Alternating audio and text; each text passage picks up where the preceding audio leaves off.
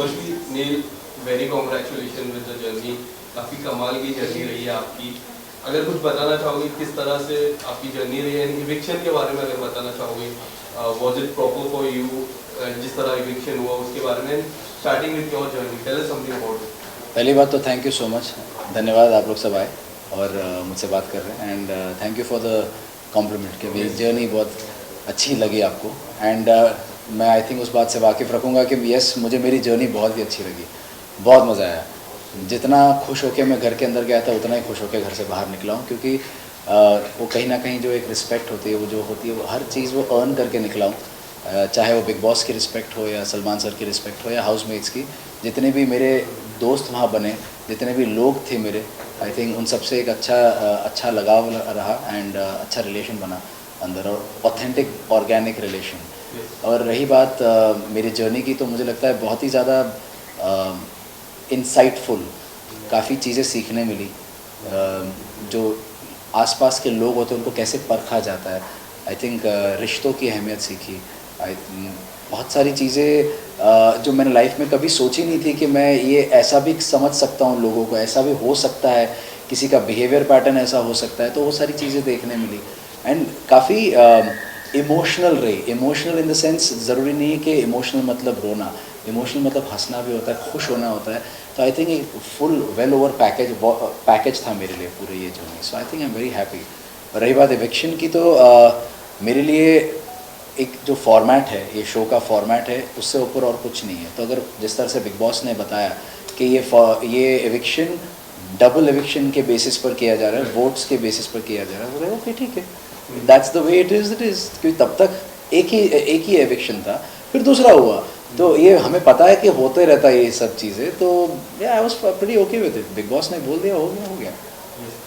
बात करें, आपने कल का एपिसोड भी देखा होगा कि आपको फिर से याद किया जा रहा था घर पे, विकी ने याद किया कल। नहीं, मैंने एपिसोड नहीं देखा। कल के एपिसोड पे आपको याद किया, आपका नाम भी जिक्र हुआ था। ओके। क्या लगता है कि आपने देखा नहीं, जैसा आपने बताया, क्या लगता है कि कौन है अभी घर पे आपको मिस कर रहा है उस घर पे? मुझे लग रहा है अभिषेक सबसे ज़्यादा मिस कर रहा होगा। दूसरों का मुझे इतना नहीं पता कि कितना जेन्यूनली मिस कर रहे होंगे। एक होता है just to talk about it, तो अभिषेक मुझे लग रहा है जेन्यूनली मिस कर रहा होगा। ऐश्वर्या के बाद, ऐश्वर्या जी के बाद आपको किस तरह से, क्या आपको लग रहा था कि अब मुझे जाना चाहिए घर पे, या फिर कंटिन्यू करना चाहिए जर्नी को as a solo player? Of course solo player. हमने हमेशा यही सोचा हुआ था कि जा साथ में रहे, लेकिन रहेंगे जिस तरह से अगर सिचुएशन बनती रही, जैसे अलग अलग कमरे में रहना पड़ा या अलग अलग खेलना पड़ा, तो that is all okay, because that is part of the whole show. जब बात भी हुई थी, यही बात हुई थी कि आप इंडिविजुअली भी सोच लीजिए और आप साथ में भी सोच लीजिए। तो उस हिसाब से हम सोच रहे थे कि हाँ, इफ़ एट ऑल किसी दिन ऐसा होता है हम में से कोई पहला चला गया, जो जैसा हुआ, it is not gonna hamper the way we think about the show. सबसे बड़ा रनिंग प्रोसेस क्या था आपकी? कोई ऐसी चीज़ जो इस घर से सबसे बड़ी चीज़ जो लर्न की हो? मैं एक बार रिंकू जी ने मुझसे पूछा था कि तेरी सबसे बड़ी खामी क्या है। मैंने बोला मैं बहुत ट्रस्टिंग हूँ, मैं बहुत जल्दी भरोसा कर लेता हूँ। तो ये नहीं कह रहा हूँ कि मैं भरोसा करना बंद कर रहा हूँ, लेकिन किस पे भरोसा करना है वो परखना समझ गया हूँ मैं। तो आई थिंक ये सबसे बड़ा लर्निंग प्रोसेस है। हमने शुरुआत में देखा जिस तरह आपकी दोस्ती थी, विकी, अंकिता, ऐश्वर्या, आप दोनों की जो दोस्ती थी, आपने मुझे एक बात अभी भी याद है कि कहा था कि जिस तरह दोस्ती ऐश्वर्या और विकी की है, उस तरह दोस्ती आपकी और अंकिता जी की नहीं है, मतलब फन लविंग दोस्ती जो बोलते हैं। जी जी जी। तो उस दोस्ती के बारे में आप क्या कहना चाहोगे? किस तरह की दोस्ती थी आप चारों की? शुरुआत चारों से करें। जैसे हम मिले थे एक रियलिटी शो में, स्टार प्लस का एक रियलिटी शो था, तो उसमें हम लोग स्मार्ट जोड़ी करके शो उसमें मिले थे। And that was the first time we really interacted with each other. And क्योंकि एक प्लेटफॉर्म था, कंपेटिटिव प्लेटफॉर्म था, तो कंपटीशन भी था, लेकिन वो हेल्दी, बहुत ही हेल्दी जोन में वो शो था। एंड वहाँ बहुत मज़े किए। After the shoot and in between shoots Vicky और मैं बहुत बॉन्ड करते थे। We use to talk on a very different level, जैसे कि मतलब he use to see the way we are, and उसको बहुत अच्छा लगता था। तो वो मुझे as a man to man, as a husband to husband मुझसे पूछता था कि भाई कैसे यार, how do I be like you, मैं how do I be a man like you and how do be a husband like you. And then वो relationships की बात करना, शादी की बात करना, how to take things forward, ये सब चीज़ें बहुत हमने डिस्कशन किए। पर इमेजिन कीजिए 3 महीने का जो शो रहता है, उसमें हर हफ्ते हम मिलते थे, बाद में कभी उनके घर पे पार्टी होती थी तो हम उस पर भी जाते थे, वहाँ भी बात होती थी, भले ही लाइट लेवल पे बात होती थी लेकिन होती थी। तो मेरी और विकी की दोस्ती वैसी रही है। फिर विकी और ऐश्वर्या की हमेशा एक कैजुअल एंड कॉर्डियल फ्रेंडशिप रही है, जहाँ एक दूसरे की खिंचाई मस्ती होती रहती थी पहले से ही। इस शो में भी हुआ, उस शो में भी हुआ, और हम जब सोशल सेटअप में मिलते थे तब भी हुआ। अब रही बात मेरी और अंकिता की, तो हम लोग दोनों ने हमेशा ये जाना है कि उसने जाना है कि मैं जहाँ वो पवित्र रिश्ता करती थी मैं वहाँ 12/24 करोड़ बाग कर रहा था। तो एट द सेम टाइम एक तरह से मैं 1-2 साल पहले आया हूँ अंकिता के, तो एक सिमिलर टाइम जोन से हम आए हुए हैं जब से हम काम कर रहे हैं। तो उसको एक हम दोनों के पास एक म्यूचुअल रिस्पेक्ट एक दूसरों की कि देख तूने भी यहाँ से शुरुआत की, मैंने भी शुरुआत की है, तूने जो काम किया है मैंने भी काम किया है, तो it's like an equal thing, we always had an equal mutual respect about that. रही बात ऐश्वर्या और अंकिता की, तो हमेशा उन दोनों ने इवन इन स्मार्ट जोड़ी कहा था कि एक दूसरे को यार बड़े सिमिलर लगते हैं हम एक दूसरे को यार। इसीलिए अंकिता ने वहाँ पर बिग बॉस के घर में भी शुरुआत में एक बहुत ही छोटा सा एक वाक़या हुआ था जहाँ पर सोनिया किसी चीज़ को लेकर नाराज़ थी, ऐश्वर्या समझा रही थी, अंकिता जंप्ड इन, ऐश्वर्या ने बोला 1 सेकंड रुकना, और उसने बोला नहीं तुम मुझे ऐसे नहीं रोक सकती। वहाँ पर एक ऐसी कोई एक झड़प हो गई थी, एंड इस चीज़ को बाद में अंकिता ने एड्रेस किया अगले दिन। उसने बोला कि नील ऐश्वर्या कोई प्रॉब्लम है मुझसे, और उसने बहुत अग्रेसिवली वो पूछा। मैंने बोला क्या हो गया, ऐसे क्यों बात कर रही है, शांति से बात कर। उसने बोला नहीं मुझे पूछना कुछ प्रॉब्लम है मुझसे क्या। मैंने बोला एक सेकंड। मैंने ऐश्वर्या को बोला ऐश्वर्या इधर बच्चे कुछ पूछ रही है, शी हैज़ अ प्रॉब्लम और not, what problem will I have no problem, do you have any problem. तो उसने बोला कि मुझे तो कोई प्रॉब्लम नहीं अंकिता, लेकिन आपका बिहेवियर थोड़ा ऑड लगा मुझे कल रात को, जिस तरह से आपने मुझे वो रोका। उससे बोला नहीं ऐश्वर्या मुझे लग रहा है कि तूने बहुत रूडली बिहेव किया। और एक बात बताती हूँ ऐश्वर्या, मुझे बड़ा ऐसा लगता है कि ना तू और मैं बहुत सेम है, तो मैंने हमेशा तुझे एक 1 हैंड डिस्टेंस पे रखा था, मुझे लगता था कभी ना कभी हमारा झगड़ा हो जाएगा। तो ऐश्वर्या ने यही बोला कि तो that's where the problem lies, आपने हमें दूर रखा है, हमने आपको दूर नहीं रखा है। सो ये चीज़ तभी on camera in front of everybody, वहाँ ईशा भी थी, नवीद था, तहलका था, हम सब ने, मैं भी खड़ा था वहाँ पर, बात हो रही थी। तो this is the kind of relation that they have shared पहले से, कि एक दूसरे को ऐसा लगता था कि एक दूसरे जैसे हैं, वो वेरी सिमिलर पर्सनैलिटीज़, वैसे वो बोलती थी तभी। जब ये जो जिक्र हुआ कि मेरी इस तरह की दोस्ती नहीं है, उसके बाद से पूरा डाउनफॉल आया, क्या आपको भी लगता है? क्योंकि एज अ व्यूअर मुझे ऐसा लगता है कि शुरुआत की दोस्ती थी, जब आपने ये जिक्र किया कि हमारी दोस्ती इस तरह की दोस्ती नहीं है जिस तरह विक्की और उनकी है, उसके बाद से पूरी तरह डाउनफॉल ऐसा आपको लगा? नहीं, आई डोंट थिंक सो। सी जहाँ तक मुझे पता चला अंदर घर में रहते रहते, और अभी बाहर आकर भी कुछ चीज़ें पता चली है, बिना हमारे कोई प्रोवोकेशन के उन लोगों ने हमारे पीठ के पीछे बात करना शुरू कर दिया था, वो भी not a very good light. और शादी का मजाक उड़ाना, किसी कपल का मजाक उड़ाना, किसी क्योंकि तुम्हारा रिश्ता वैसा नहीं है तो दूसरों के साथ दूसरों के रिश्ते पर टिप्पणियाँ देना, and not in a good healthy sense. आप टिप्पणी दे सकते हो लेकिन इन हेल्दी सेंस हो तो बराबर है, समझ सकता हूँ, लेकिन उनका कभी भी हेल्दी सेंस में था नहीं, जो मुझे चीज़ें समझ में आई हैं। और वहाँ रहते रहते भी मुझे यही चीज़ों को मैंने भांपा और इसको एड्रेस करने की कोशिश की इन अ फ्रेंडली जोन। जो मैं जानता हूँ विकी को, मैं एटलीस्ट उतना विकी को जानता हूँ कि मैं अगर उससे बात करूँ तो सुलझे हुए तरीके से बात को मैं सॉल्व कर सकता हूँ, और मैंने वही करने की कोशिश की थी जब उसने वापस से ऐश्वर्या को पोक किया, और ये कहते हुए कि इस घर में 2 पीड़ित हैं ऐसे। तो हमेशा अगर आप अपने आप को पीड़ित मानते हो तो आपने शादी क्यों की? मेरा सवाल इतना ही था, और ऐश्वर्या का भी सवाल इतना ही था कि आपने शादी क्यों की अगर इतना अपने आप को पीड़ित बताते हो, हस्बैंड कम्युनिटी करते रहते हो। So I think it's not a healthy thing to talk about your marriage in this light. कई बार अंकिता ने आई गेस मैं अगर काउंट करूँ तो 4th या 5th टाइम 5 बार ऐसी बात होती है कि उन्होंने सुशांत सिंह राजपूत का जिक्र किया घर के अंदर। तो काफ़ी लोग का मिक्स रिएक्शन है कि हाँ ठीक है कर दिया, काफ़ी लोग का रिएक्शन है कि टीआरपी के लिए कर रहा है। What's your take on that? अगर मैं वहाँ पर बैठा हूँ मेरे सामने करे तो मैं उसको एक रिएक्शन दूँ। मेरे सामने कभी उन्होंने बात नहीं की इस चीज़ के बारे में। सो इट्स वेरी इंपॉर्टेंट कि वो सामने हो। कहीं सुनी पे जाना बहुत बहुत गलत है। और 1 घंटे के एपिसोड में कहाँ से वो कॉन्टेक्स्ट लेकर आए हैं, कहाँ से वो रखा है, मुझे नहीं पता है। So I have not seen it, neither have I seen the footage, ना तो मेरे उसने सामने मेरी बात की है। So I can't really comment on it. शुरुआत में अभिषेक से भी कंपेयर किया था सुशांत को, उस पे आप क्या कहना? अभिषेक से कंपेयर किया था? In what sense, in what context? Like आपकी याद आती है सुशांत की, बट सुशांत इस तरह के एग्रेसिव नहीं थे जिस तरह के आपको लाइक थोड़े उसने मतलब अंकिता ने अभिषेक को कहा, अभिषेक को कंपेयर किया था। अगेन मेरे सामने नहीं कहा, ना ही अभिषेक ने मुझसे इस बात का जिक्र किया, ना अंकिता ने मुझसे इस बात का जिक्र किया. So how can I comment on yes. And जब आप घर पे थे, जिस तरह पहला सवाल मैं ये पूछना चाहूँगा कि आयशा के आने के बाद कई हद तक एज अ व्यूअर हम देखते हैं कि मनारा और मुनव्वर की दोस्ती में भी काफ़ी कुछ आया. उसके बाद जिस तरह मुनव्वर और मनारा दूर हुए, आयशा आई, एंड जो हुआ वीकेंड के वार में आयशा को कुछ हुआ, फिर डॉक्टर्स भी आए. आप इस पूरे मुद्दे पे आपका क्या टेक है? मुझे लगता है कि हाँ, आपका सही कहना है कि आयशा के आने के बाद ही बट ज़्यादा उनमें दूरियां बढ़ी, लेकिन दूरियां पहले से बढ़ना शुरू हो चुकी थी. मैं कहूँगा 1-2 हफ्ते पहले से दूरियां बढ़नी शुरू हो गई थी. जो चीज़ की बात मैंने और मनारा ने भी की थी कि मैं और मुनव्वर अब बैठते नहीं हैं, अब इतनी बातें नहीं होती, मतलब दिन में एक आध बार बात हो गई, वो भी 5-7 मिनट बात हुई, कैसा है तू, ठीक है, नहीं मैं ठीक हूँ, तू ठीक है, इतना एक फॉर्मेलिटी के हिसाब से बात होके वो ख़त्म होती थी. तो उसने बोला पहले से ही हमारा ये हो रहा है, बट आयशा के आने के बाद कहीं ना कहीं ज़्यादा चीज़ें सामने आ रही है. And somehow she was being more affected, Mannara. तो हम उससे ये भी पूछते थे कि तुझे क्यों इतना अफेक्ट हो रहा है, ये इनकी निजी प्रॉब्लम है, तुझे क्यों इतना अफेक्ट हो रहा है, यही सवाल पूछा था. एंड कहीं ना कहीं मैंने भापना शुरू कर दिया था कि मनारा को शायद कोई अनडिस्क्लोज्ड फीलिंग्स है, जो उसे खुद नहीं, अनरियलाइज्ड फीलिंग्स जैसे बोलते हैं, उसे खुद नहीं समझ में आ रहा है इस चीज़ के बारे में. और ये मैंने उससे पूछा भी था कि तेरे 2 दोस्त है, तो बोलती है 2 बेस्ट फ्रेंड्स है, एक राइडर है और एक मुनव्वर है, लेकिन राइडर के साथ तेरी दोस्ती कैसे क्लियर है, लेकिन मुनव्वर के साथ आते ही तेरा क्यों पता नहीं कुछ एक अजीब सा जोन चला जाता है, you start behaving in a very different way. So I feel you have some unrealised feelings. उसने बोला, तभी नकार दिया था, ऐसा कुछ नहीं है. पर जब सलमान सर ने पूछा तब उसने हाँ बोल दिया.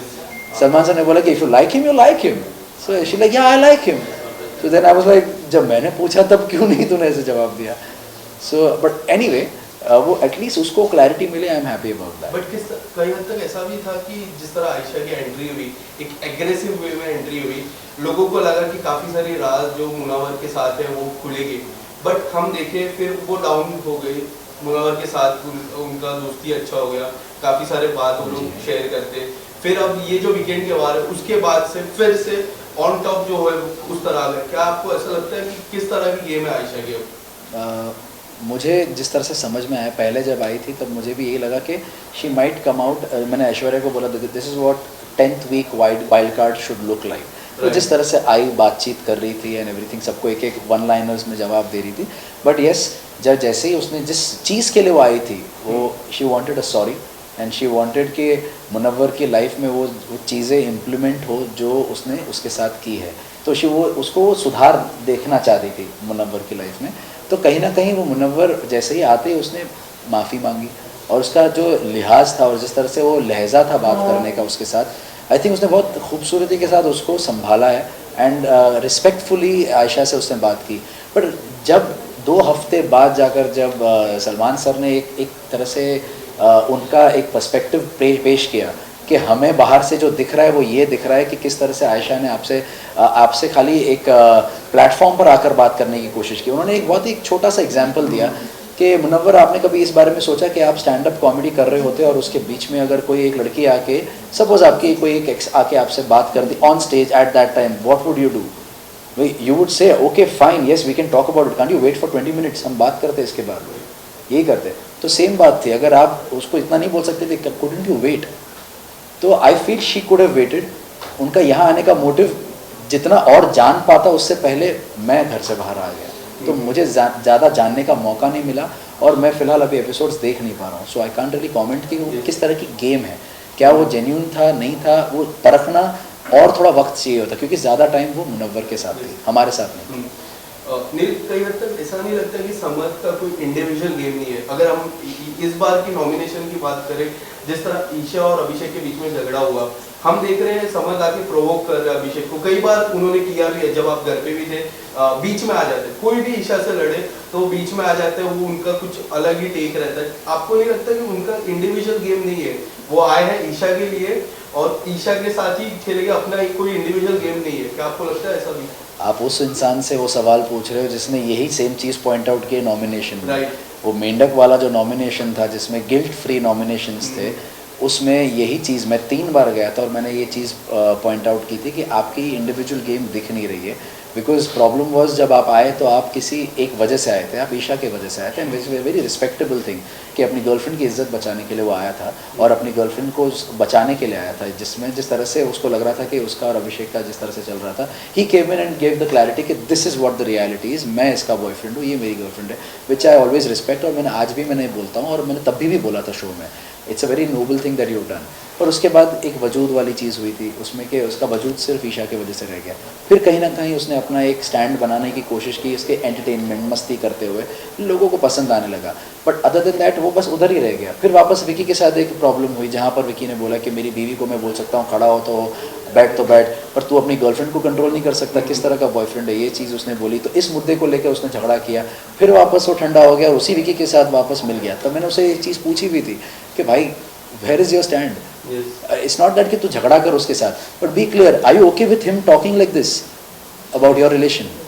इफ़ यू आर ओके, मैं देख रहा हूँ तेरा क्या स्टैंड रह गया है अभी घर में, जिस मुद्दे को लेकर तो आया था इस घर में, अभी वो स्टैंड रहा नहीं है। एंड लेटर ऑन जैसे ही मैंने ये बात की थी तो उसके बाद उसने वापस से झगड़े करने शुरू कर दिए थे, और सिर्फ एक इंसान के साथ, अभिषेक के साथ। क्योंकि अभिषेक अगर ईशा के साथ कोई भी अगर लड़ाई कर रहा है या उनका आर्ग्यूमेंट भी नॉर्मल लेवल पे आर्ग्यूमेंट हो रहा है, वो बीच में आके कोई ना कोई चीज़ बोल के जाएगा, आते चलते फिरते कुछ ना कुछ बोलेगा। इस हद तक अभी उसका प्रोवोकेशन जा चुका है जहाँ तक उसको अभी ना they are pushing him to the corner right now, Abhishek को जानबूझ के, ताकि वो ऐसी कोई हरकत करे ताकि वो ऑन रूल फॉर्मेट वो बाहर निकल हो जाए, बाहर चला जाए। But I feel this is very wrong. जिस तरह से किसी को इतना मेंटली टॉर्चर कर दो, इतना उसको वो कर दो कि वो इंसान इस तरह से रिएक्ट करे, आप जानबूझ के रिएक्शन लाना चाह रहे हो बाहर। और मैं अभिषेक को यही समझाता था कि डोंट रिएक्ट। नील, एक वाक्य हुआ था जब आप उस कमरे में मौजूद नहीं थे, जो बाहर काफी चर्चा हुई उसके बारे में, जो स्लैप मूव था विकी का और जी जी जी जी मुझे पता चला इसका, आपको बाद में पता चला जी। काफी सारी बातें हुई। आप अगर कुछ डिटेल में बताना चाहो किस तरह से घर का माहौल क्या था उस दौरान, जो पहला 2-3 घंटा था, क्योंकि कोई लोग काफी अलग वे में भी रिएक्ट कर रहे हैं। ऑनेस्टली काफ़ी सारे लोग विकी की बातों में आ जाते हैं, तो वो एक अलग, आपको तो पता ही फेक नैरेटिव स्प्रेड करने में वो माहिर है घर में, पर कुछ लोग हैं जो संभल गए हैं और अभी जानते हैं उसकी असलियत। तो और स्पेशली जब 3 जन ने देखा, उसमें से एक ने बैकआउट किया, अनुराग ने बैकआउट किया, अरुण और अभिषेक बोल रहे हैं कि यस ऐसी चीज़ उसने की थी।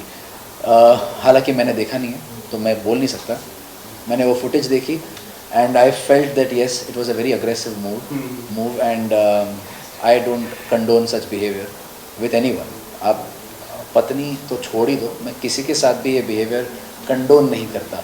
मैं किसी को ऐसे हाथ दिखाऊं, कुछ करूँ, that means my intention is to hit you, और वो नहीं सही है। तो आई फील उस वक्त घर में ऐसा कुछ माहौल ऐसा नहीं था कि, क्योंकि हम लोग आई थिंक ब्लाइंड्स डाउन थे और हम लोग अपने अपने कमरे में थे, मुझे पता नहीं था कि ये चीज़ हुई थी। एंड मैं जब बाहर आया तब मुझे पता चला कि ऐसा कुछ हुआ।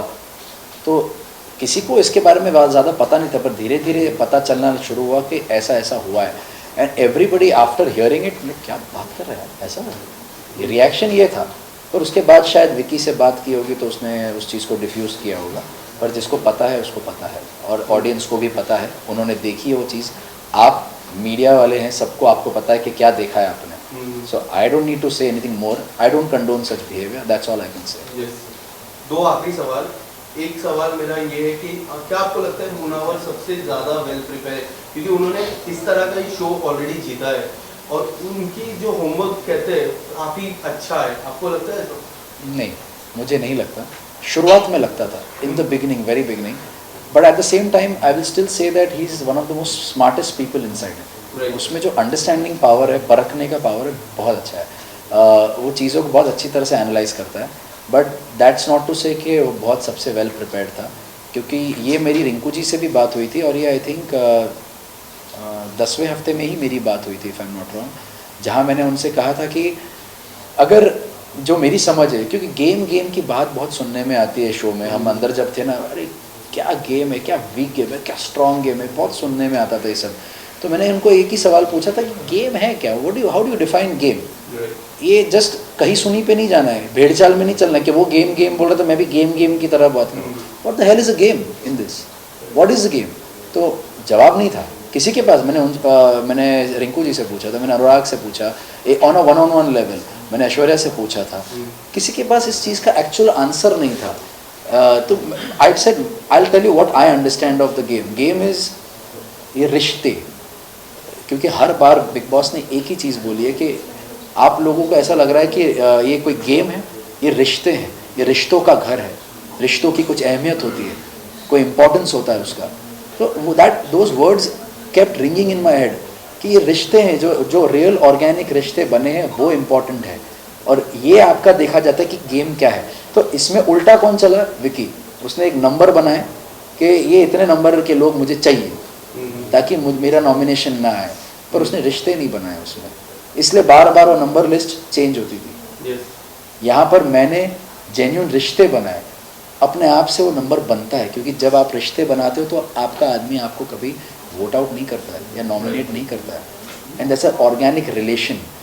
Today what Abhishek and I share, Rinku ji and I share, Jigna ji and I share, Naveed and I share, it is organic relation. Right. Lastly, who is your top 3 and winner? It's very difficult to say top 3 कौन है, because ये show का format ऐसा है ना, जैसे मैंने अगर टॉप 3 के नाम ले लिया और डबल एविक्शन में 2 निकल गए तो बाद में इट डजंट मेक सेंस. बहुत अभी भी थोड़ा जल्दी है बोलना टॉप 3 कौन है. Thank you so much Neel. And एक बात मैंने जो पर्सनल लेवल पे सीखी है आपसे, आपकी जो जर्नी देखिए, कई बार ऐश्वर्या जी एग्रेसिव हो जाते थे बट आप उस फॉर्म पे काफी काम रहते थे, तो सीखने जैसा काफी कुछ था. तो ये गलत है. ये गलत है कि वो अग्रेसिव हो जाती थी. ऐसा नहीं, मतलब कई बार जैसा झगड़ा होता था. आई टेल यू समथिंग, 1 घंटे के एपिसोड में क्या दिखाया जाता है, कितनी चीज़ें आउट ऑफ कॉन्टेक्स्ट होती है, आपको शायद नहीं पता होगा. आपको एक्चुअली पता होना चाहिए. आप इतने सालों से देख रहे हैं शो. मैं तो पहली बार देख रहा हूँ. मैं तो पहली बार उस शो का हिस्सा बना हूँ, अंदर से देख रहा हूँ. तो आई नो कि कहीं भी जब भी उसका कोई रिएक्शन दिखाए ना, उसके पीछे एक रीज़न था, उसके पीछे एक कॉन्टेक्स्ट था, किसी की पोकिंग थी. आज आप अभिषेक को देख रहे हो इतना अग्रेसिव हो रहा है, तो क्या रीज़न है? आपने क्या एक रीज़न दिया ना उस चीज़ का कि चिंटू उसको पोक कर रहा है. अगर आपको पोकिंग दिखाया ही ना जाए और किसी का अग्रेशन दिखाया जाए तो आप बोलोगे अरे क्यों फालतू में अग्रेसिव हो रहा है. तो बात ये है, उसको कॉन्टेक्स्ट जानना बहुत ज़रूरी है. और उसके लिए 24 वो जो लाइव जो चलता है वो देखना ज़रूरी है. और उसमें भी कई बार दिखाया नहीं दिखाया. ये मेरी जो मैंने बाहर आके चीज़ देखी ना, और इसके पहले तो ये हुआ था पर दिखाया नहीं, हम लोगों ने नहीं देखा, ये सब दिखाया ही नहीं था. So it's not my fault, it's not Aishwarya's fault, it's just the way it was, जिस तरह से रिले हुआ है वो चीज़ को.